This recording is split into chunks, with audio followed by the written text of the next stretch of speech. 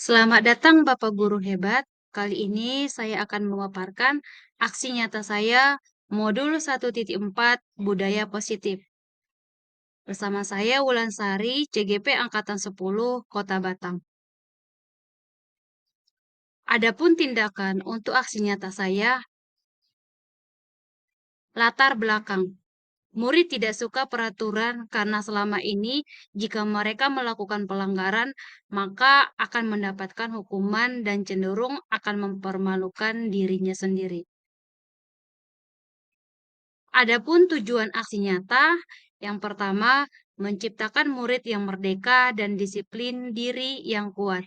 Yang kedua, menumbuhkan budaya positif di sekolah dengan meyakini nilai-nilai kebajikan universal. Berikut ini pelaksanaan aksi nyata.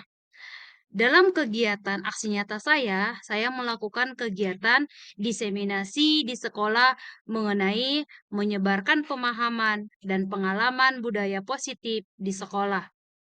Bawa pacul untuk bertanam. Apa kabar guru hebat semuanya? Mari kita mulai acara hari ini.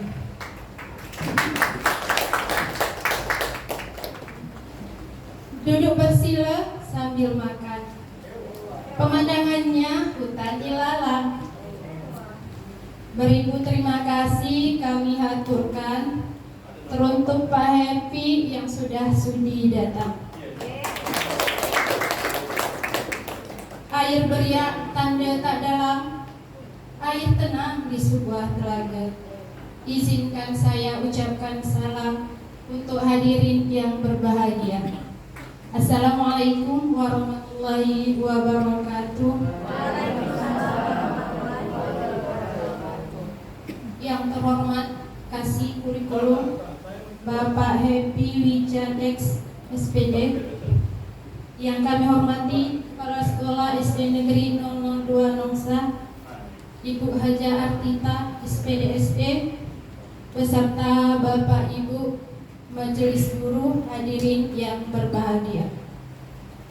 Puji syukur kehadirat Allah Subhanahu wa Ta'ala, yang mana berkat rahmat beliaulah pada siang hari ini kita masih bisa berkumpul di ruangan ini dalam acara penyebaran pemahaman dan penerapan budaya positif CGP Angkatan 10, sekaligus pengukuhan komunitas belajar SD Negeri 002 Nongsa. Salawat beriring salam kita sampaikan kepada junjungan kita, junjungan alam Nabi besar Muhammad SAW, dengan ucapan Allahumma sholli ala Sayyidina Muhammad wa ala ali Sayyidina Muhammad. Untuk mengawali acara pada siang hari ini, marilah bersama-sama kita menyanyikan lagu kebangsaan Indonesia Raya dan Mars SD Negeri 002 Nongsa. Kepada Bapak Ibu dimohon untuk berdiri. Untuk pemimpin dirijennya dipersilakan kepada Ibu Subenti Ningsih.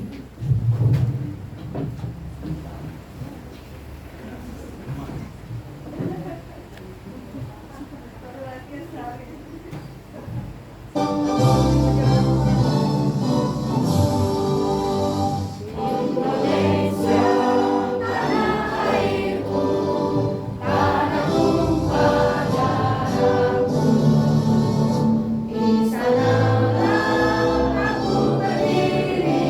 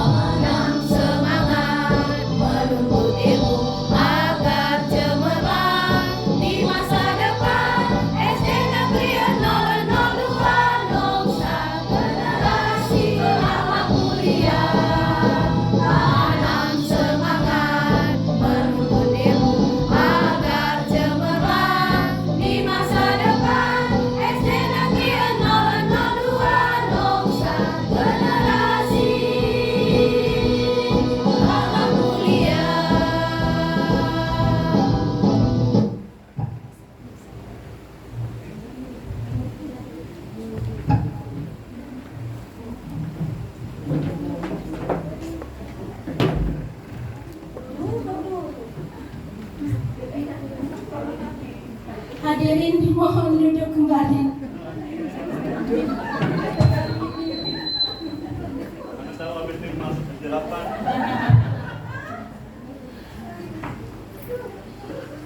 Untuk agar kegiatan kita mendapatkan keberkahan pada siang hari ini, mari kita awali dengan pembacaan doa. Dalam hal ini akan disampaikan oleh Pak Ali Mukhlis.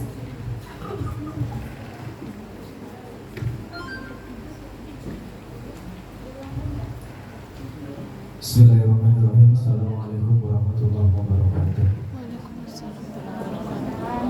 Bapak Ibu, mari kita sejenak berdoa bersama. Semoga kegiatan kita pada siang hari ini membawa manfaat dan keberkahan bagi kita semua, anak didik kita semua. Amin ya rabbal alamin.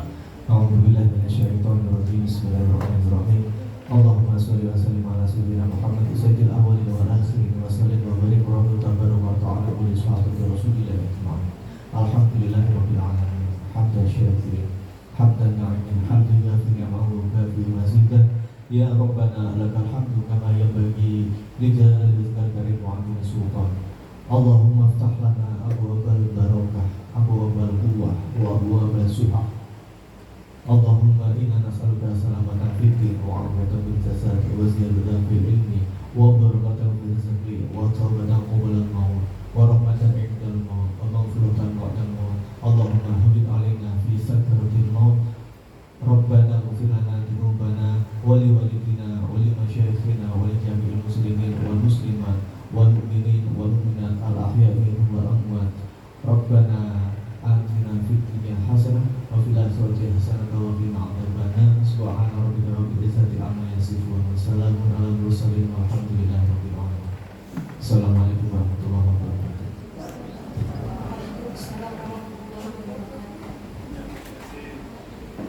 Pergi berlayar ke lautan, bersama-sama mencari ikan.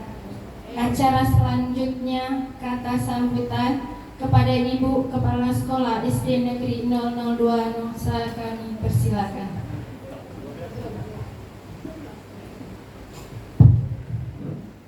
Bismillahirrahmanirrahim.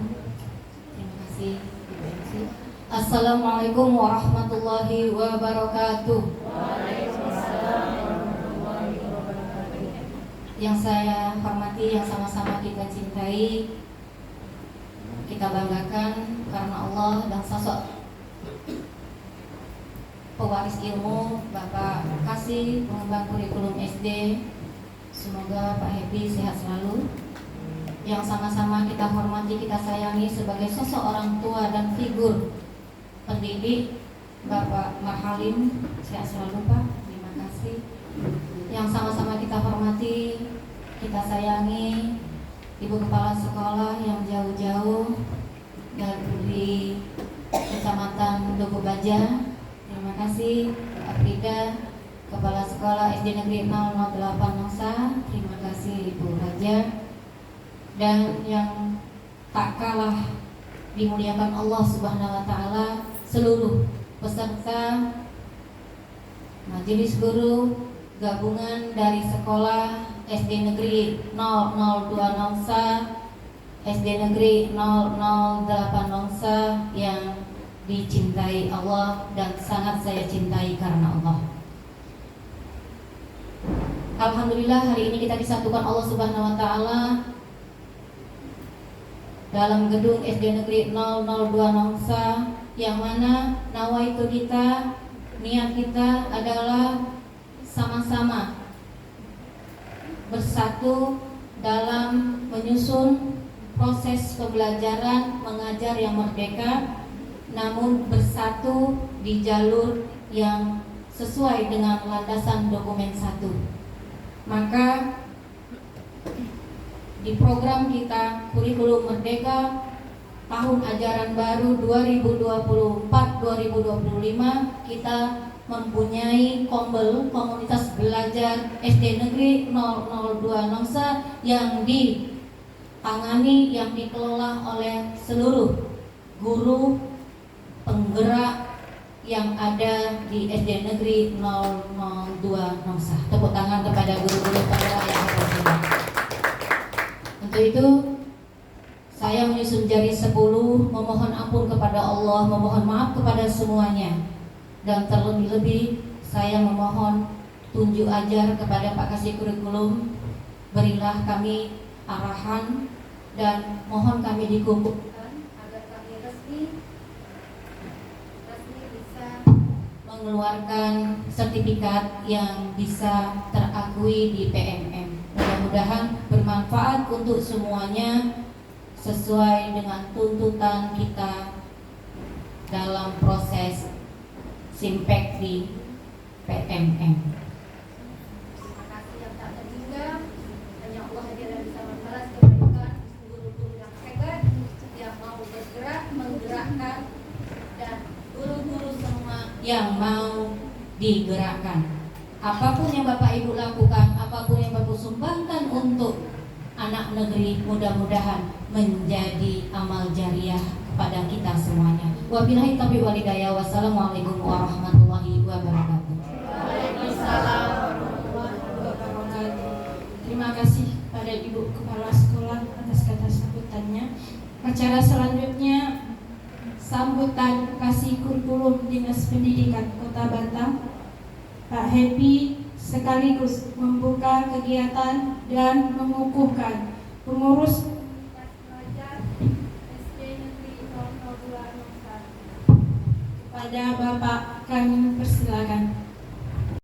Budaya positif yang akan disampaikan oleh Ibu Ulan Sari SPD di SD Negeri 002 Nusa kami buka secara resmi. Terima kasih Bapak Ibu. Lanjut mengikuti kegiatan ini sebaik-baiknya sampai Ibu Ulan Sari selesai. Selesai Ibu Ulan Sari, Bapak Ibu harus paham. Kalau Bapak Ibu belum paham, Ibu Ulan Sari belum boleh selesai. Harus tetap di sini sampai selesai. Ya Pak ya? Jauh-jauh dikirim dari SD Negeri 008 Nongsa. Itu pakai SPPD tugasnya ke sini.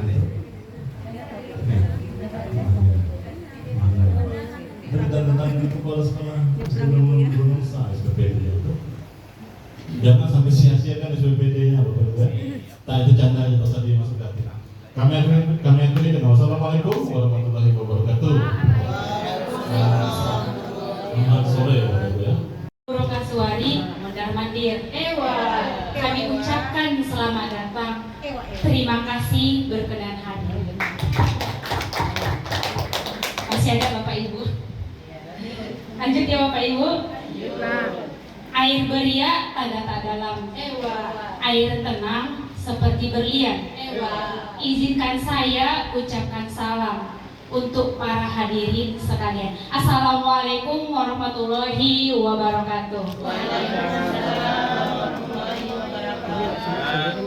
Sebelumnya terima kasih kepada Ibu Kepala Sekolah yang telah memberikan motivasi dan serta dukungannya kepada mungkin tanpa dukungan beliau diseminasi budaya positif ini tidak akan terwujud. Kemudian terima kasih juga kepada Bapak Ibu guru yang telah meringankan langkahnya menuju SDN 002 Nongsa. Baik Bapak Ibu, untuk kegiatan kita selanjutnya yaitu adalah menyebarkan pemahaman dan penerapan pengalaman budaya positif. Sebelumnya Bapak Ibu, saya berdiri di sini bukan karena saya banyak memiliki kemampuan ataupun pengetahuan, bukan Bapak Ibu ya. Mungkin dari Bapak Ibu sudah mempelajari tentang budaya positif ini, tetapi di sini kita sharing ataupun diskusi. Jadi jika nanti ada masukan kepada saya Bapak Ibu, silahkan, tidak apa-apa seperti itu. Oke, lanjut Pak Ali. Nah, sedikit profil tentang saya. Dalam pendidikan calon guru penggerak angkatan 10 Kota Batam, ada fasilitator saya yaitu Bu Sumiati. beliau berasal dari Tanjung Pinang. Kemudian ada pengajar praktik saya, yaitu Ibu Erni Suryadi, Kepala Sekolah Harapan Insan Nongsa. Kemudian ada saya sendiri, yaitu Bulan Sari. Lanjut Pak Alif. Adapun tujuan kita pada sore hari ini tentang diseminasi budaya positif. Yang pertama, Bapak Ibu dapat memahami tentang budaya positif dan penerapannya di lingkungan sekolah. Kemudian Bapak Ibu juga dapat mengimplementasikannya dalam kehidupan sehari-hari. Lanjut. Oke Bapak Ibu, sebelum kita ke materi, ada sedikit ice breaking ya Bapak Ibu ya. Ini adalah tebak gambar. Kira-kira itu gambar siapa Bapak Ibu? Dengan kacamata legendnya ya Bapak Ibu ya. Siapa kira-kira ya? Ada yang mengatakan Ki Hajar Dewantara. Selain daripada itu Bapak Ibu, ada lagi? Oh Pak Indra. Mungkin sama dengan kacamata legendnya ya Pak Indra ya. Oke, untuk melihat siapa sih gambar siapa tersebut, langsung Pak Indra. Jeng jeng jeng. Oke, ternyata Ki Hajar Dewantara. Kira-kira siapa sih Ki Hajar Dewantara itu? Ada yang kenal? Ada yang kenal nggak Bapak Ibu? Ada yang kenal nggak? Saya nggak kenal. Iya betul, betul sekali Bu Yuli.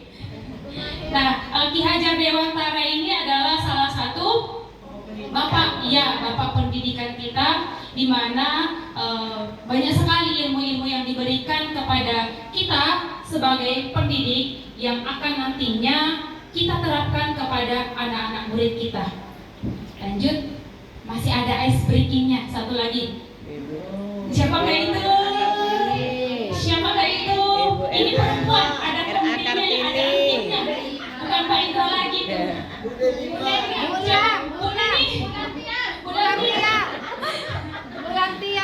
Oke, siapa ya? Ada yang tahu? Ada yang mengatakan Kartini. Oke, lanjut Pak Ali, kita cek sama-sama. Ya, benar sekali. Iya, beliau adalah Raden Ajeng Kartini, bukan anaknya Bu Neni ya Bapak Ibu ya. Oke, Raden Ajeng Kartini adalah salah satu pahlawan perempuan, disebut dengan apa? Emansipasi wanita, di mana dengan pengabdian beliau sehingga kita sebagai wanita memiliki derajat yang sama dengan laki-laki Bapak Ibu. Betul nggak Bapak Ibu? Mungkin tanpa beliau saya pun tidak akan berdiri di sini, dan tanpa beliau ibu-ibu semua tidak akan berada di sekolah ini. Betul nggak Bapak Ibu? Betul kan? Oke. Terima kasih Ibu Raden Ajeng Kartini. Oke, konsep inti budaya positif yang akan kita pelajari, yang kita akan bahas, diskusikan pada sore hari ini ada 8 Bapak Ibu. Jangan risau, kok banyak sekali ya. Nanti saya akan sampaikan semaksimal mungkin, sepadat mungkin, sejelas mungkin, seperti itu. Yang pertama adalah perubahan paradigma belajar, kemudian yang kedua ada disiplin positif, yang ketiga nilai-nilai kebajikan, yang keempat kebutuhan dasar manusia, yang kelima motivasi perilaku manusia, yang keenam posisi kontrol, yang ketujuh keyakinan kelas, dan yang kedelapan adalah segitiga restitusi. Lanjut Pak. Oke, yang pertama kita masuk ke pembelajaran dengan paradigma baru.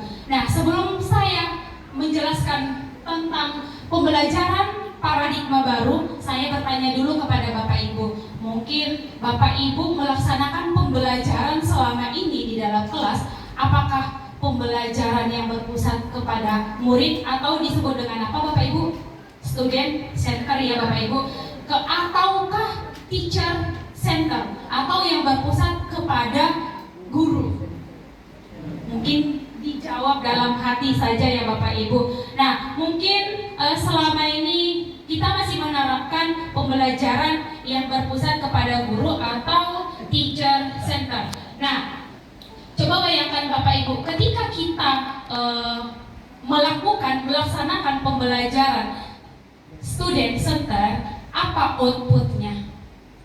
kira-kira? Apakah kebutuhan anak murid kita itu terpenuhi?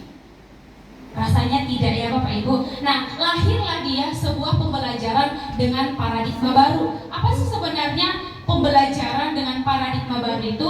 Pembelajaran dengan paradigma baru adalah pembelajaran yang berorientasi pada penguatan dan pengembangan karakter sesuai dengan nilai-nilai Pancasila.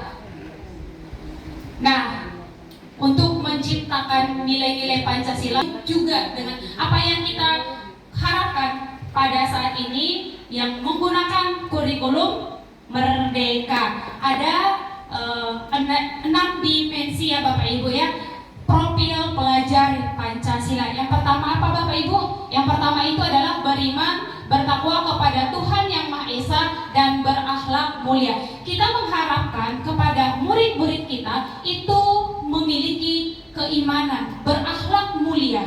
Mungkin berakhlak mulia ini nanti cakupannya banyak ya Bapak Ibu, tetapi kita terus berusaha bagaimana caranya anak murid kita itu memiliki akhlakul karimah seperti itu. Kemudian yang kedua adalah berkebinekaan global. Kemudian bergotong royong. Gotong royong itu bukan melulu tentang piket kelas, bukan. Tetapi mereka mengadakan diskusi kelompok itu juga bergotong royong. Mereka saling tolong menolong. Kemudian selanjutnya ada kreatif. Kemudian ada bernalar kritis. Mungkin selama ini kita bayangkan kalau dikatakan kritis, mungkin tanda kutip ya Bapak Ibu ya, ada pasti pikiran negatif. Wah, anak ini kritis ini, itu nggak bagus. Masa itu gurunya dilawan seperti itu? Mungkin selama ini kita berpikir seperti itu. Tetapi dalam profil pelajar Pancasila ini kita mengharapkan murid yang bernalar kritis. Kemudian yang keenam adalah mandiri. Oke, next Pak Ali. Maaf.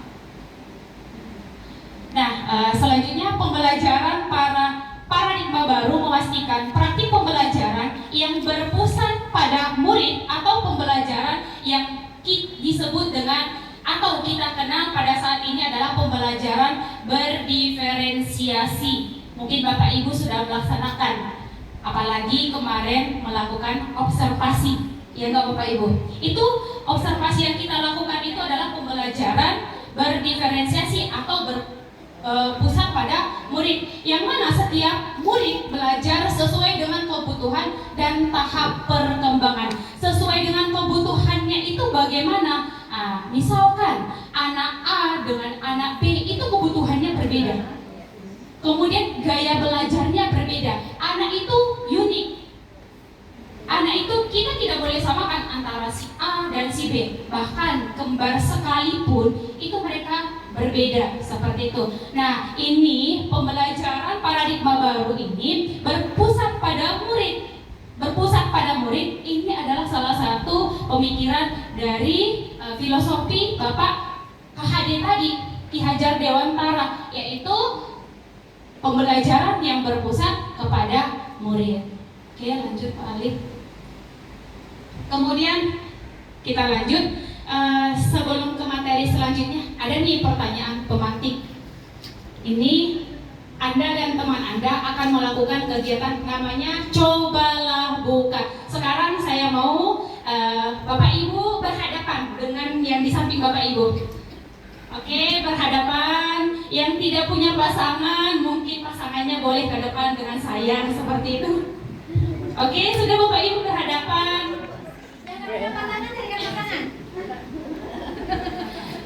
Oke, sudah berhadapan ya Bapak Ibu. Sekarang saya minta satu orang yang menjadi A. Yang A ini yang mengepalkan tangan. Oke, yang pasangannya itu, dan dia nanti yang akan membujuk si kawannya itu. Nah, yang A tadi mengepalkan tangan. Coba Bapak Ibu bayangkan ketika Bapak Ibu kepalkan tangan Bapak Ibu memegang sesuatu hal yang berharga. Kemudian si B ini dia membujuk, boleh dengan perkataan yang kasar, menghardik sekalipun tidak masalah. Boleh dengan menggunakan kata-kata lembut, biar dia membuka, tidak ada masalah. Oke Bapak Ibu, silahkan dicoba.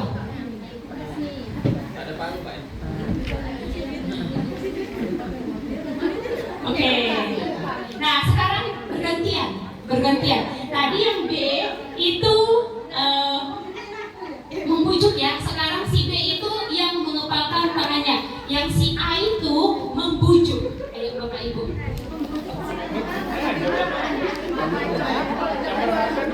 Boleh dihadap sekalipun dengan kata-kata kasar, silakan, itu terserah Bapak Ibu.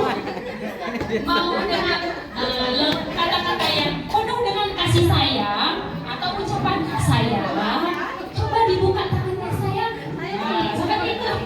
Boleh silakan. Oke. Saya kira cukup. Oke. Nah sekarang setelah Bapak Ibu melakukan kegiatan tersebut, kita lanjut. Lagi. Oke, ada pertanyaan dari kegiatan yang tadi. Yang pertama, apakah Bapak Ibu tadi adakah yang membuka kepalan tangan? Adakah yang membuka? Ada yang membuka kira-kira? Nggak ada yang membuka ya? Ada. Bu Eli. Oh Bu Eli, saya mau minta dengan sangat kepada Bu Eli. Ketika Bu Eli membuka kepalan tangan tadi, kira-kira apa alasan Bu Eli membuka kepala itu? Boleh Bu Eli? Alasannya?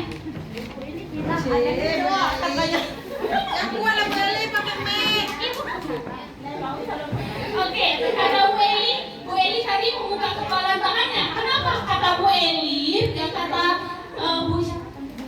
Bu Dian, oh Bu Eli ada kecoa di tangan Bu Eli, makanya Bu Eli membuka. Betul. Oke. Kemudian yang menutup kira-kira siapa? Berarti banyak yang menutup ya. Oke. Salah satunya Pak Yudi. Iya Pak Yudi. Saya meminta alasan mengapa Pak Yudi menutup kepalan tangan tersebut. Kenapa tidak membukanya Pak Yudi? Duit orang di dalam. Oke. Kata Pak Yudi, saya tidak membukanya karena saya lagi pegang duit orang. Ya betul ya Pak Yudi ya. Itu duit orang itu berarti amanah ya Pak Yudi, harus kita jaga. Benar. Nah, lanjut ke pertanyaan ketiga. Dalam kegiatan tadi, ketika ada yang membuka, ketika ada yang menutup. Nah, pertanyaan ketiga, sesungguhnya siapakah yang memegang kendali atau kontrol untuk membuka atau menutup kepalan tangan tersebut? Siapa kira-kira? Ya, betul. Yang memegang kontrol ataupun kendali itu adalah Bapak Ibu. Bapak Ibu mau membuka kepalan tangan tersebut, itu terserah Bapak Ibu. Mau menutup kepalan tangan tersebut, itu terserah Bapak Ibu. Karena yang memegang kendali sesungguhnya adalah diri kita sendiri, bukan orang lain. Bukan mau dikendalikan orang lain, tidak. Mungkin Bapak Ibu juga tidak akan mau seperti itu. Oke, lanjut Pak. Nah, sedikit ini adalah miskonsepsi tentang teori kontrol. Tadi yang dari pertanyaan pemantik tadi dan kegiatan yang kita lakukan tadi itu berkaitan dengan teori kontrol. Nah, selama ini ada sedikit miskonsepsi, bukan miskomunikasi ya, miskonsepsi tentang teori kontrol. Yang pertama itu adalah ilusi guru mengontrol murid. Bahwasanya selama ini kita berpikir, kita memiliki pandangan bahwasanya kita yang mengontrol murid. Kira-kira kalau kita mengontrol murid itu apa yang terjadi? Pasti mungkin murid itu melaksanakan, tetapi tidak dengan sepenuh hati. Apakah dia merdeka? Apakah dikatakan dengan berpusat kepada murid? Apakah dikatakan dengan pembelajaran yang berdiferensiasi? Tidak ya Bapak Ibu. Oke, kemudian yang selanjutnya adalah ilusi bahwa semua penguatan positif, efektif, dan bermanfaat. Nah, di sini ini juga termasuk miskonsepsi. Kenapa? Karena walaupun di situ penguatan positif, efektif, dan bermanfaat, pada sesungguhnya itu berkaitan dengan membujuk bagaimana membujuk seseorang.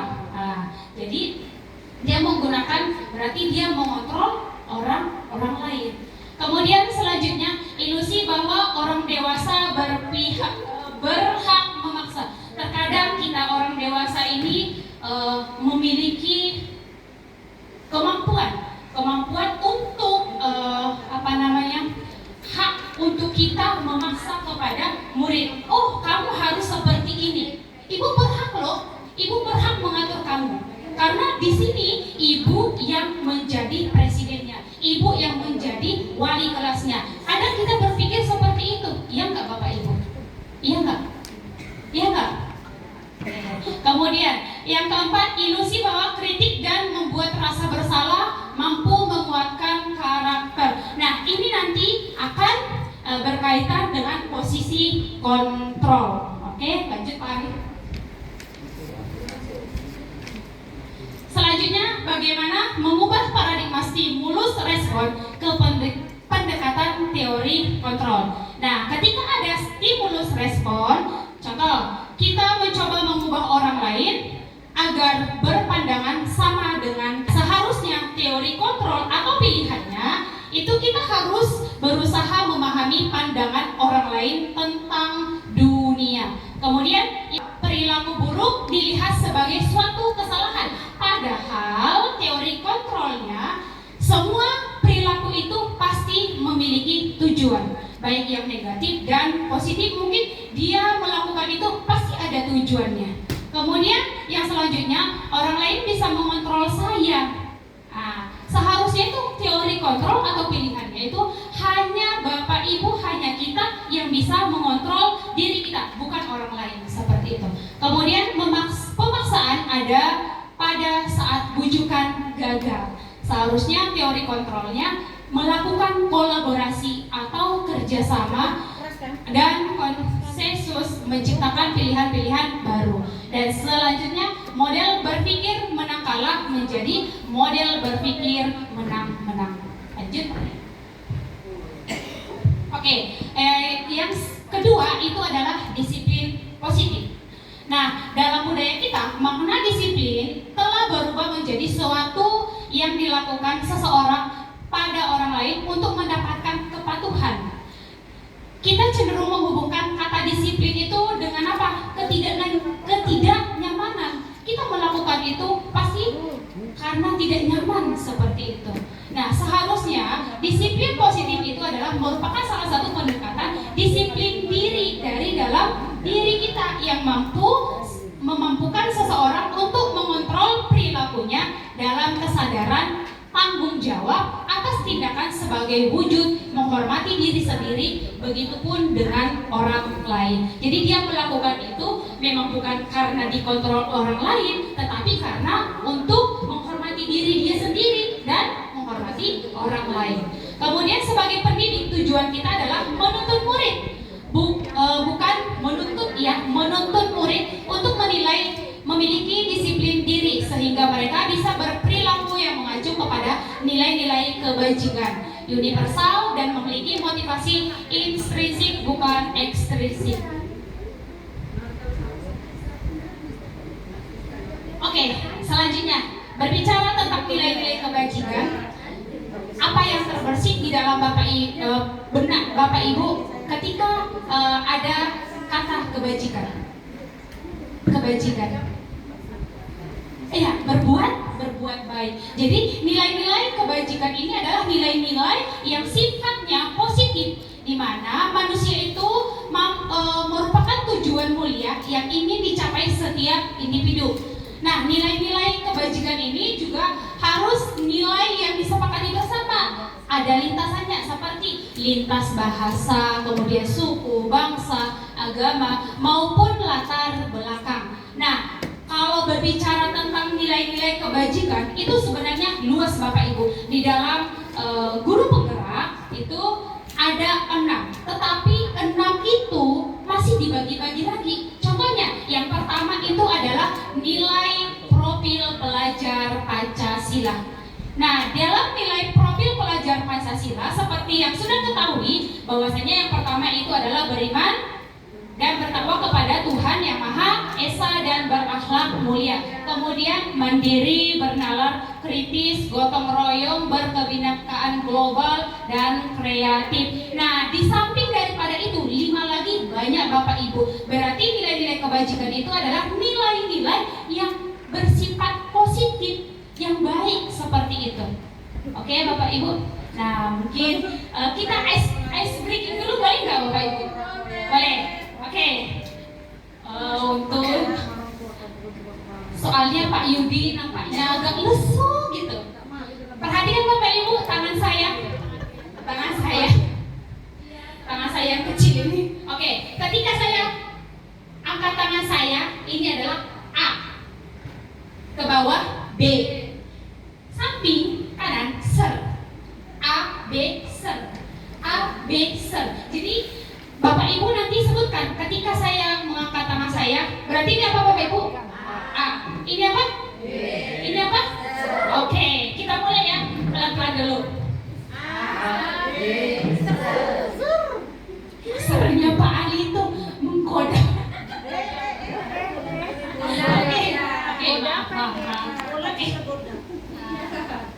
Ini Bapak Ibu perhatikan tangan saya. Ayo konsentrasi.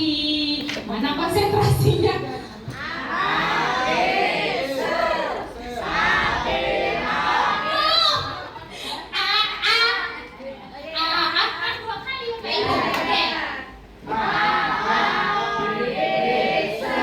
Mungkin lebih cepat lagi. Bagaimana? Kita tantang. Oke, boleh kata Pak Ari.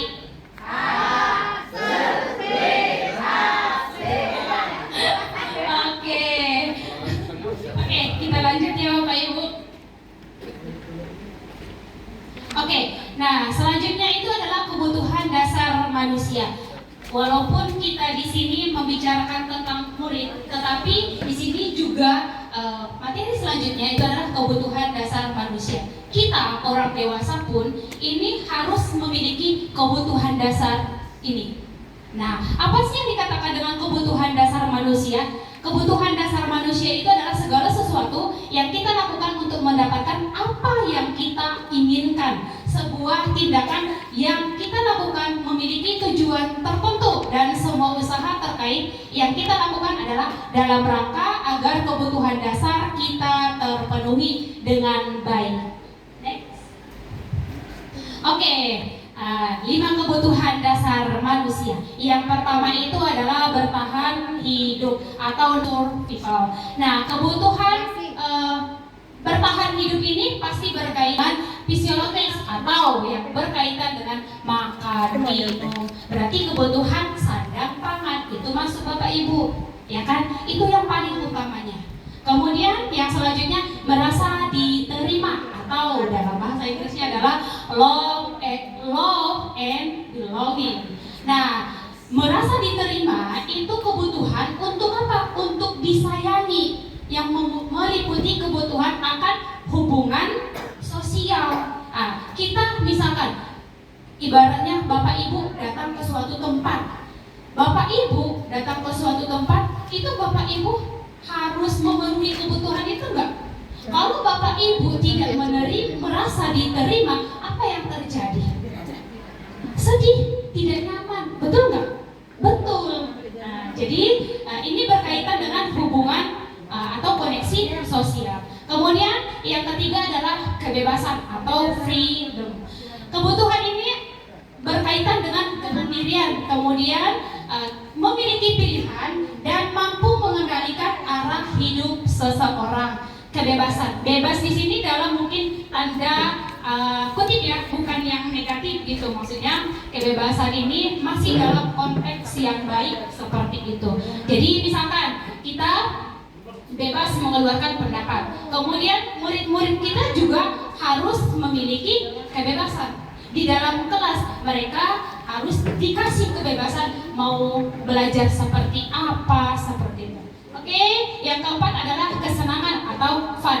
Nah, kebutuhan ini berkaitan dengan mungkin bermain, tertawa. Kalau Bapak Ibu tidak mendapatkan kesenangan ini, kebutuhan kesenangan, apa yang terjadi? Mungkin sedih ya. Setiap hari itu sedih gitu.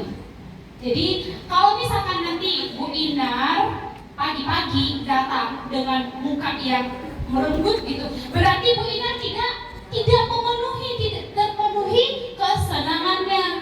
Begitu. Oke, kemudian yang kelima adalah penguasaan atau power. Nah, ini berkaitan dengan keterampilan mendengar ataupun dia memiliki rasa dihargai seperti itu. Oke, next slide. Selanjutnya Diana Gosen itu mengungkapkan dalam bukunya saya lupa judul awalnya karena dia bahasa Inggris. School Discipline. Dia mengatakan bahwasanya ada 3 perilaku manusia. Yang pertama itu ada 3 motivasi perilaku manusia. Artinya seseorang melakukan tindakan, seseorang melakukan kegiatan itu karena ada motivasinya, ada dorongannya. Dia melakukan itu pasti ada sebabnya. Yang pertama itu untuk menghindari ketidaknyamanan atau hukuman. Dia melakukan tersebut atau nanti murid kita melakukan tersebut, itu karena dia mau menghindari ketidaknyamanan atau dia mau menghindari hukuman, misalkan hukuman dari mizah seperti itu. Oke, selanjutnya untuk mendapatkan imbalan atau penghargaan dari orang lain. Nah, dia melakukan itu untuk apa? Untuk mendapatkan imbalan ataupun hadiah, reward gitu. Nah, dari 2 tadi, yang 2 ini sebenarnya berasal dari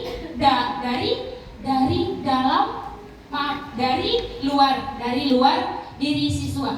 Dia melakukannya karena ada dorongan dari luarnya atau disebut dengan motivasi eksternal. Nah, kemudian yang ketiga itu adalah dia melakukannya karena apa? Karena ingin menghargai diri dia sendiri. Dia melakukan itu bukan karena ingin terhindar dari hukuman atau ketidaknyamanan, atau misalkan dia melakukan itu bukan karena imbalan, tetapi karena dari dalam diri dia. Nah, ini disebut dengan motivasi internal. Nah, berkaitan tadi tentang 3 motivasi perilaku manusia, ini akan kita hubungkan dengan hukuman, konsekuensi, dan restitusi. Yang pertama adalah hukuman, kemudian konsekuensi, dan ketiga adalah restitusi. Mungkin Bapak Ibu sudah tahu hukuman itu yang bagaimana. Mungkin pasti yang negatif ya Bapak Ibu ya. Ini bentuk sanksi yang diberikan sebagai akibat langsung dari tindakan ataupun melanggar aturan seperti itu. Kemudian yang kedua adalah konsekuensi.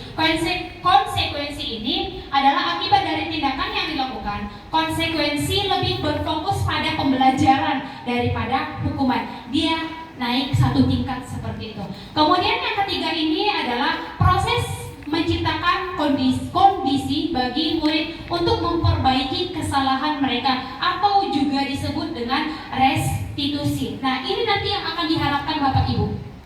Oke, nanti kita akan membahas lebih lanjut di segitiga restitusinya. Lanjut. Selanjutnya masuk kita ke posisi kontrol guru. Nah, sekarang coba Bapak Ibu ingat-ingat kembali, renungkan kembali, di mana sih posisi kita selama ini sebagai guru? Apakah di penghukum atau pembuat rasa bersalah atau teman, pemantau atau manajer? Kalau saya pribadi ya Bapak Ibu, dulu banget itu memang sering sekali saya sebagai penghukum, iya. Kemudian yang kedua, pembuat rasa bersalah. Kadang saya udah capek itu, ibarat itu nggak mau marah gitu. Ujung-ujungnya nanti apa? Saya menjadi pembuat rasa bersalah. Kemudian teman, saya juga memposisikan diri sebagai teman. Dan keempat, pemantau, dan yang kelima, manajer. Nah, kalau penghukum ini biasanya dia menggunakan hukuman fisik ataupun verbal, menggunakan kata-kata, bukan. Jadi sebagai penghukum dia tidak melulu misalkan menggunakan fisik, tapi menghardi dengan kata-kata. Dia juga dikatakan sebagai penghukum. Kemudian pembuat rasa bersalah, biasanya ini guru tersebut memiliki intonasi yang lemah lembut, begitu. Kemudian kalau di teman itu guru tersebut berupaya mengontrol murid melalui persuasi. Dan memantau berarti mengawasi ya Bapak Ibu. Kemudian kalau manajer itu di mana posisi guru itu memberikan memancing anak untuk menemukan solusinya seperti itu. Nah, selanjutnya kita akan melihat video dari 5 posisi kontrol tersebut. Ini posisi penghubung.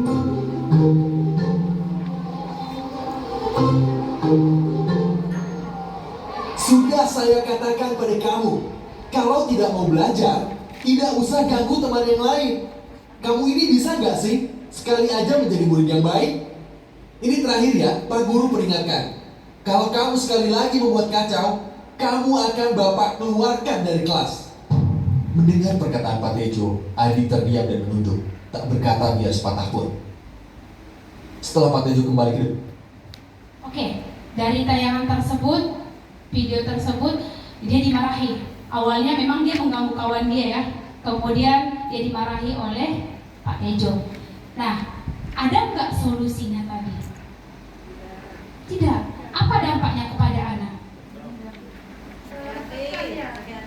Iya betul, dia jadinya tuh lesu, dia nggak bersemangat, dia nggak menemukan solusi. Bisa jadi nanti dia akan melakukan hal tersebut lagi, begitu. Kemudian yang kedua, posisi membuat rasa Oke, presentasi akan dimulai dari Mia ya. Maaf Bu, saya belum menyiapkan bahan presentasi saya. Mia, seharusnya kamu ingat dong bahwa hari ini kita akan presentasi. Ibu sudah memikirkan bagaimana kita bisa asik belajar. Kamu kan tinggal mengikuti saja, membuat presentasi saja. Kan ibu selalu ingatkan untuk tepat waktu. Kenapa kamu lupa? Ibu kecewa sekali sama kamu. Seharusnya kamu juga pikirkan sebelum lupa. Gimana ya kalau orang tuamu tahu? Beliau-beliau pasti ingin kamu belajar tekun kan?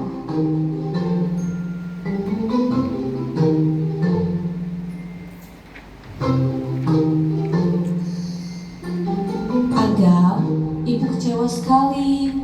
Ini kan tanaman sudah kita siram dan rawat bersama-sama. Kenapa kamu cabut? Teman-teman sudah susah-susah membawa botol. Kita menanam dari dia masih bibit kecil sekali. Sekarang kamu cabut. Oke, dari 2 video tersebut, apa dampak kepada anak tersebut? Apa dampaknya? Iya betul, anak merasa bersalah. Jadi dia nggak kayak misalkan Bu, dia nggak punya harga gitu loh. Paham nggak Bapak Ibu kan? Nah, jadi biasanya dalam posisi membuat rasa bersalah, guru itu menggunakan kalimat yang lemah lembut. Contohnya tadi apa? Ibu kecewa sekali kepada kamu.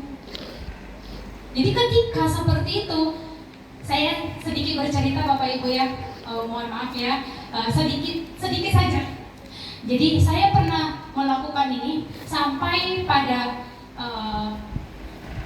pulang ke rumah, kemudian saya mendapatkan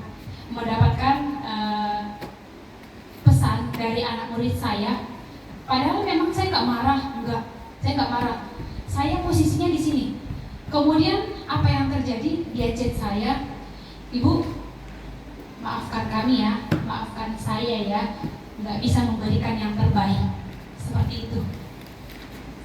Mungkin ketika dia mengatakan seperti itu, langsung gitu hati saya. Wah, berarti salah nih saya. Ini kan dampaknya berarti dia memikirkan, ya nggak Bapak Ibu? Jadi kalau kita mendapatkan anak seperti ini, bagaimana nantinya tuh? Jadi pasti dia tuh lebih berhati-hati lagi.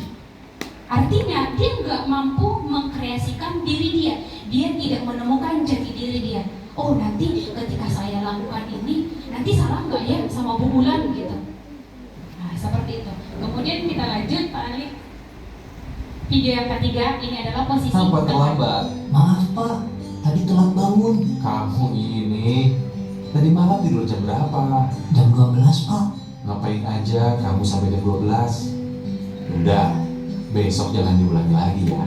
Janji ya. Sekarang duduk dulu di sana. Nanti biar bawa bantu biar kamu bisa masuk kelas. Siapa? Terima kasih. Oke, singkat padat jelas. Nah, ini adalah posisi teman. Biasanya posisi teman itu lebih santai gitu, lebih santai ya Bapak Ibu. Nah, hasilnya kepada anak apa? Pasti dia ketergantungan kepada guru tersebut, begitu. Oke, lanjut Pak Ali. Ini adalah posisi pemantau atau mengawasi.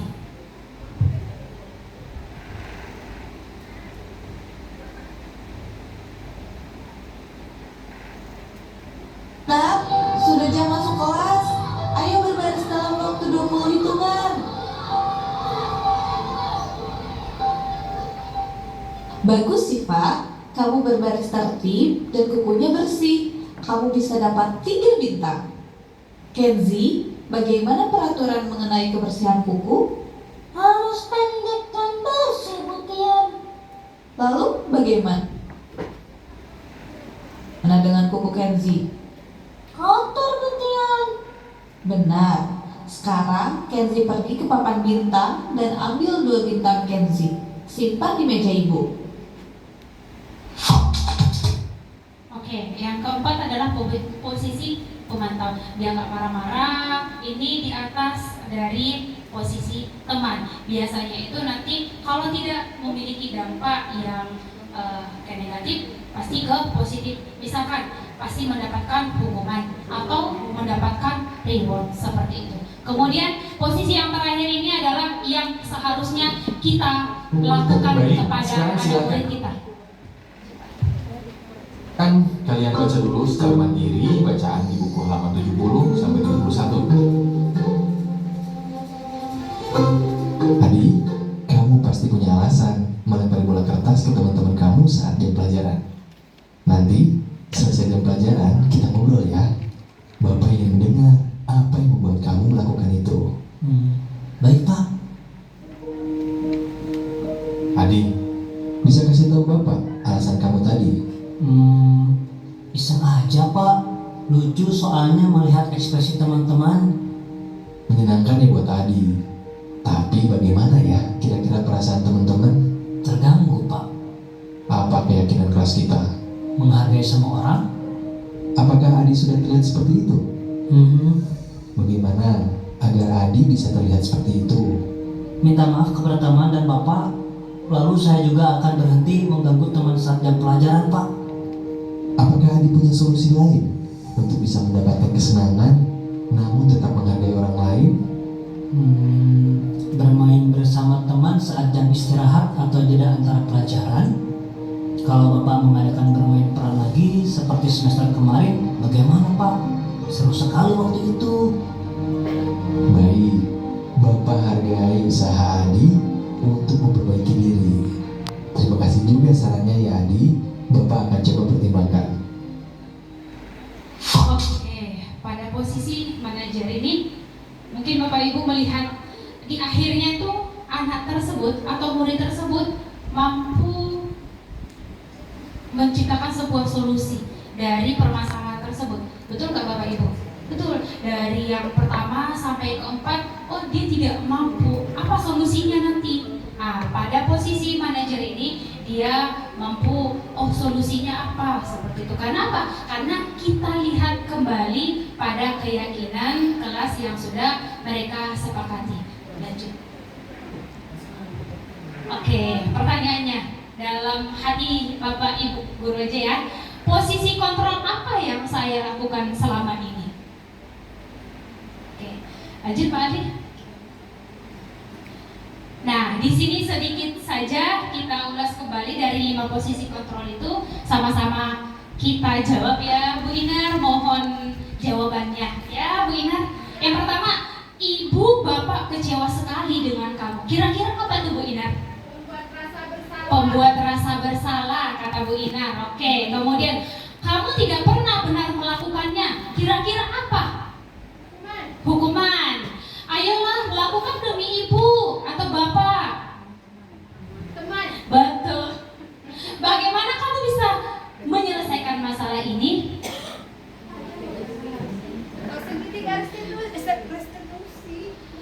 Posisi manajer. Oke. Kalau kamu tidak ya. Hukuman. Oke, kita cek. Langsung Pak Ali kita cek. Jeng jeng jeng jeng. Oke, benar sekali. Yang pertama itu adalah pembuat rasa bersalah, yang kedua itu adalah penghukum, yang ketiga teman, dan yang keempat manajer, dan yang kelima adalah penghukum. Next. Oke, sedikit banyak kali pertanyaan pemantik dari bulan ini. Oke, pertanyaan pemantik sebelum kita masuk ke materi selanjutnya, yaitu adalah keyakinan kelas. Apakah keyakinan kelas sama dengan peraturan kelas? Berbeda. Kenapa kira-kira, Bu Inar? Kalau keyakinan kelas itu biasanya dilakukan atau di awal itu udah kita Sepakati. sepakati Oke, ya, iya betul. sepakati bersama-sama seperti itu. Tapi kalau peraturan kelas ini mungkin jatuhnya lebih ke guru yang membuat sebuah peraturan untuk menertibkan siswanya. Oke, terima kasih. Aplaus dulu Bu Narmizah dengan jawabannya. Ya, jelas sekali Bapak Ibu ya. Kalau keyakinan itu berarti kita membuat bersama dengan siswa. Artinya nanti yang kita terapkan kesepakatan kelas itu ya dari siswa gitu, bukan dari guru. Kalau dari guru itu biasanya peraturan, dan biasanya peraturan ini negatif. Oke, lanjut. Berarti jawabannya tadi tidak sama ya. Oke, selanjutnya pertanyaan pemantik lagi. Mengapa harus keyakinan kelas? Mengapa tidak peraturan kelas saja? Oke, tadi udah dijawab Bu Narmizah. Udah jelas ya? Lanjut.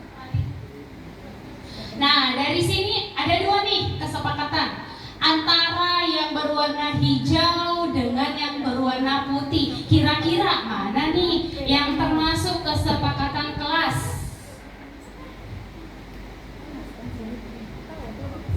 Yang berwarna hijau kah? Yang berwarna putih?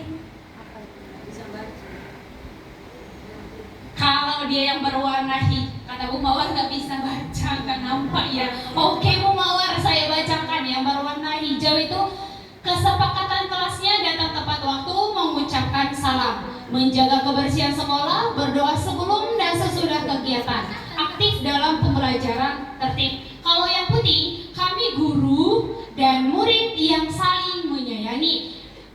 Kami murid yang semangat belajar. Kami murid yang peduli dengan teman-teman. Mana Bu Mawar? Ya, yang hijau. Oke, lanjut Pak Ali. Oke, dalam membuat keyakinan kelas, ini udah saya laksanakan di dalam kelas saya. Nah, ada langkah-langkah yang harus kita lakukan. Yang pertama itu adalah lebih abstrak dari peraturan, kemudian berupa pernyataan universal, kemudian dibuat dalam bentuk kalimat positif, berarti bukan kalimat negatif. Nanti kalau ada anak yang membuat dalam kalimat positif, nah disitulah langkah kita mengubahnya ke dalam kalimat positif seperti itu.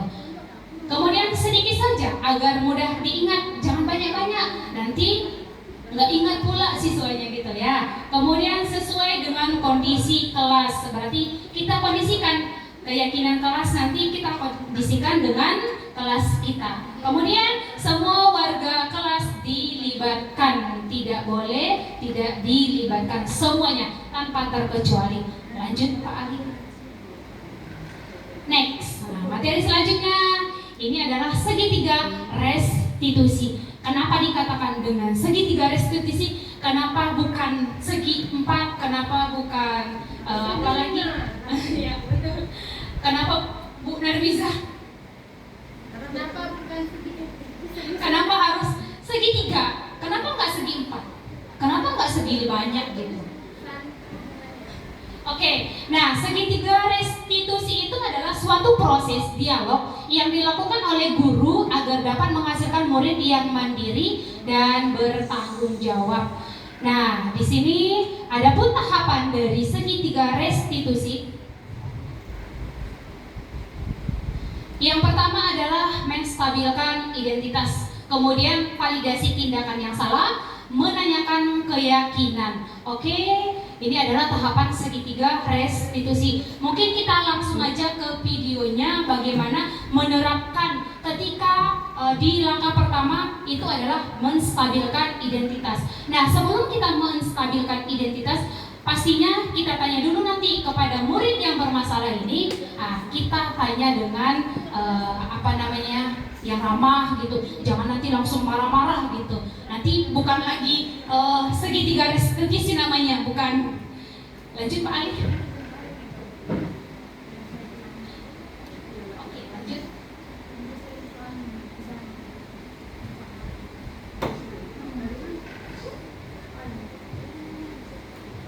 Siang Sarah.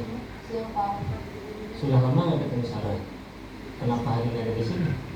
Kesel Pak, kesel banget. Masa aku dikatain Ini dalam menstabilkan identitasnya. Aku balik ngatain mereka di depan kelas. Kesel banget. Oh begitu. Ya pasti kamu marah dan kesal. Bapak juga akan marah apabila ada yang menuduh Bapak seperti itu. Kemudian pada saat itu kamu mau melakukan apa? Ya saya langsung ngatain Eka lah Pak. Kesel banget. Saya bentak-bentak dia depan teman-teman lain. Oh begitu. Pasti kamu melakukan seperti itu karena suatu alasan tertentu kan? Iyalah, masih saya diam saja Pak. Ya saya bela diri lah. Masa saya dituduh tukang fitnah? Ya wajar lah. Mempertahankan harga diri. Ini validasi tindakan yang salah. Untung kamu tidak bertindak lebih gegabah lagi. Hanya membentak-bentak. Iya Pak. Untung saya masih bersabar dan hanya membentak saja. Sudah gemes padahal. Saya pasti bela diri lah. Ya pasti ya. Tapi kamu memilih untuk tetap bertahan dan bersabar. Kamu memilih untuk tidak berbuat lebih parah lagi kan? Iya. Nah, sekarang coba kita lihat lagi. Ini udah masuk ke menanyakan keyakinan tahap ketiganya. Tindakan kamu itu kira-kira sesuai dengan keyakinan kelas atau prinsip kamu tidak? Enggak lah Pak. Capek Pak jadi pemarah. Jadi keyakinan atau prinsip mana yang kurang sesuai dengan keinginan kamu? Ya, saya sebenarnya sangat menghargai orang lain. Mungkin saat itu saya menjadi emosi, jadi tidak menunjukkan sikap itu. Kamu meyakini tidak?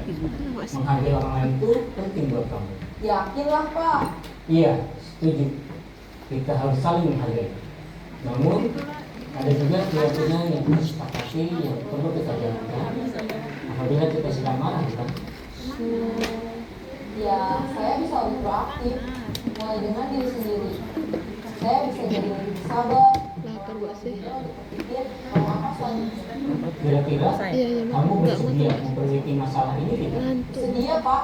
Kalau kamu memperbaiki masalah ini, kamu akan menjadi orang seperti apa? Saya akan menjadi orang yang bertanggung jawab kali ya Pak. Dan senantiasa proaktif. Iya. Menurut kamu, bagaimana rasanya menjadi orang seperti itu?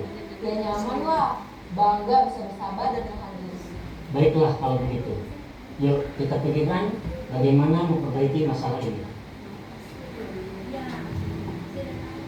Oke, dari video tersebut terlihat bahwasanya di akhir siswa yang tadinya kesel banget, marah gitu kan, ujung-ujungnya apa? Dia menemukan solusi dari permasalahannya. Itu sama aja dengan ketika kita di posisi apa tadi Bapak Ibu? Posisi yang kelima, posisi guru. Posisi manajer.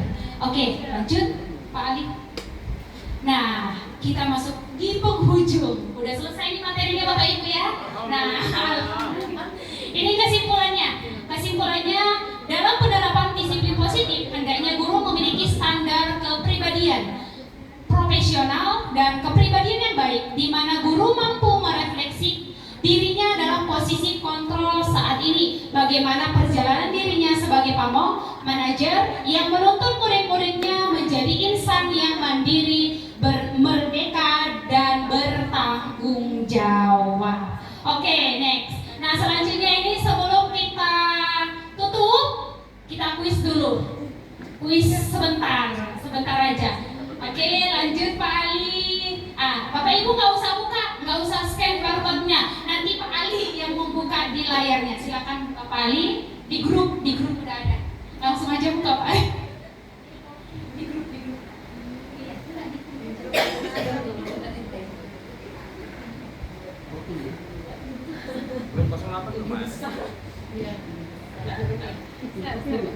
Mungkin nanti Bu Eli mau menjawab.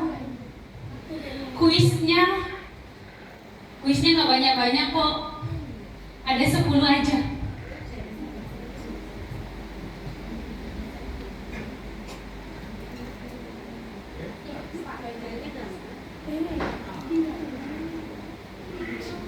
Oke, yang pertama Bu Mawar, boleh mau pilih nomor berapa Bu Mawar? Mau angka yang kecil kah, besar kah? Silakan Bu Mawar. Nomor 2, buka Pak Ali. Iya. Tahapan segitiga restitusi. Apa aja tahapan segitiga restitusi Bu Mawar? Ini hanya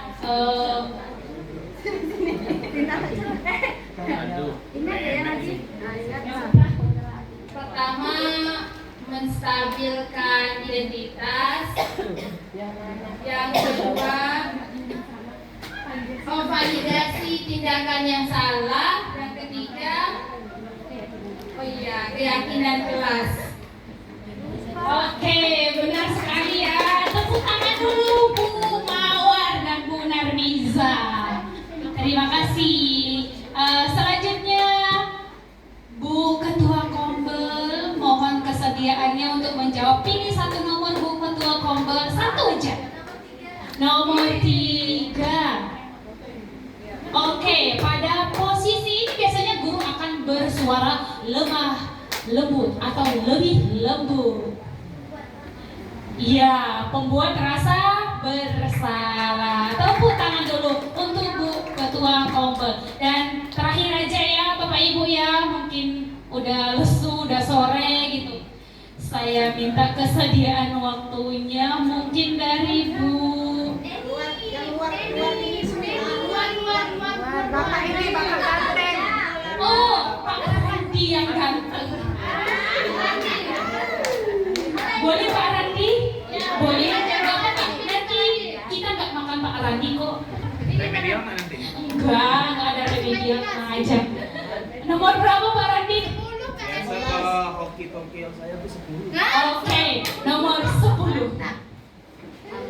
Suatu proses dialog yang dilakukan oleh guru agar dapat menghasilkan murid yang mandiri dan bertanggung jawab. Dialog apa namanya tadi tuh yang ada segitiga-segitiga? Segitiga restitusi. Iya, benar sekali. Tepuk tangan untuk Pak Randi. 100 untuk Pak Randi. Nanti boleh dibawa ya Pak Randi 100-nya. Minta sama Bu Ina. Oke, nomor rekening. Oke.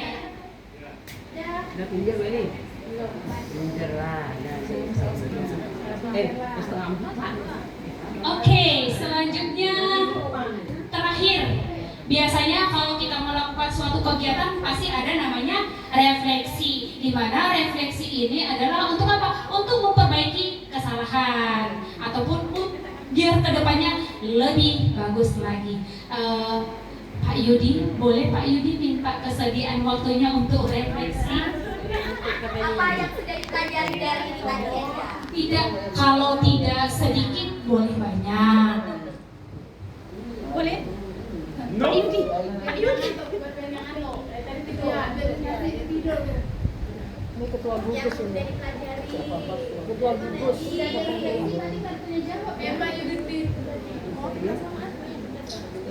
Refleksi pada pemaparan pada ini dari kelas 11. Yang pertama, sangat memberi inspirasi pada terutama saya ya, bagaimana dalam menyikapi permasalahan penyelesaian siswa dan bagaimana mencari solusi yang terbaik. Jadi menurut saya luar biasa refleksi ini. Terima kasih. Terima kasih Pak Yudi, ya benar sekali. Jadi tugas kita guru, Bapak Ibu, kalau kita berpikir, alah nanti itu hanya teori aja. Mungkin kurikulumnya pun kurikulum apapun yang kita terapkan di dalam sekolah, di dalam negara ini, itu tidak akan berubah kalau mindset kita seperti itu.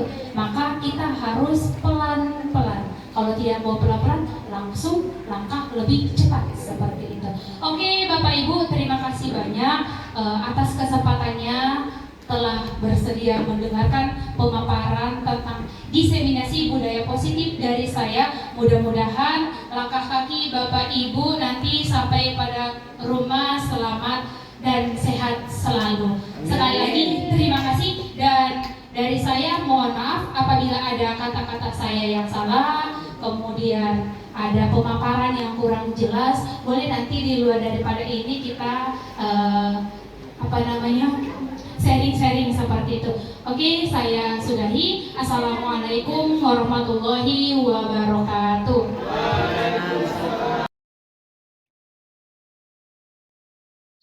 Ini adalah dokumentasi pembuatan keyakinan kelas yang saya lakukan bersama murid-murid saya, di mana murid-murid saya membuat keyakinan kelas masing-masing, kemudian mereka menempelkannya di depan kelas, kemudian kami mencari ataupun mengumpulkan yang kami setujui sesuai dengan kondisi kelas kami masing-masing.